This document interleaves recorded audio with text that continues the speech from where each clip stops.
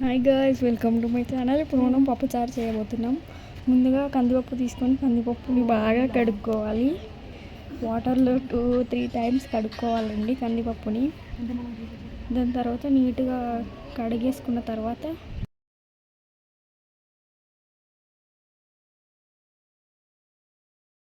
అందులో కట్ చేసుకున్న పచ్చిమిర్చి వేసుకోవాలండి. దాని తర్వాత పసుపు, మనకి ఎంత కావాలో అంత కారం, తగినంత ఉప్పు వేసుకొని టమాటాలు వేసుకోవాలండి.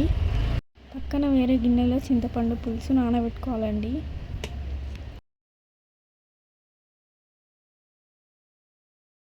ఇంగ్రీడియంట్స్ అన్నీ వేసుకున్న తర్వాత వాటర్ పోసి ఇంకా పొయ్యి మీద పెట్టేసుకోవాలి. దాని తర్వాత ఒక 8-7 అలా విజిల్స్ వచ్చిన తర్వాత స్టవ్ ఆఫ్ చేసేయాలి. పప్పు చక్కగా ఉడికిన తర్వాత చింతపండు పులుసు వేసుకొని మరగబెట్టేసుకోవాలి 10 minutes. పొయ్యి మీద ప్యాన్ పెట్టుకొని ఆయిల్ వేసుకోవాలి. ఆయిల్ వేడెక్కాక తాలింపు గింజలు అనేవి వేసుకోవాలి.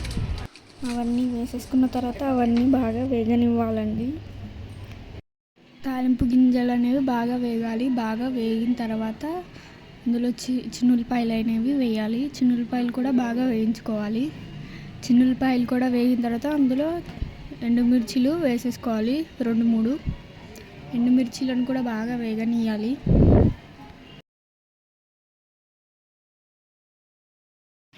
ఎండుమిర్చిలు వేగిన తర్వాత అందులోనే కరివేపాకు కూడా వేసేసుకోవాలి. కరివేపాకుని బాగా వేయించుకున్న తర్వాత అందులోనే కొద్దిగా కొత్తిమీర అనేది వేసుకోవాలి. ఇవన్నీ బాగా వేగనివ్వాలండి. వేగిన తర్వాత మనం ఆ మిశ్రమాన్ని తీసుకెళ్ళి పప్పులో వేయాలి. పప్పులో వేసి బాగా కలపాలండి. ఇంకా మన తెలంగాణ స్టైల్ పప్పుచారు రెడీ. మీరు కూడా ట్రై చేయండి. తప్పకుండా ట్రై చేసి కామెంట్లో చెప్పండి మాకు ఎలా ఉందో.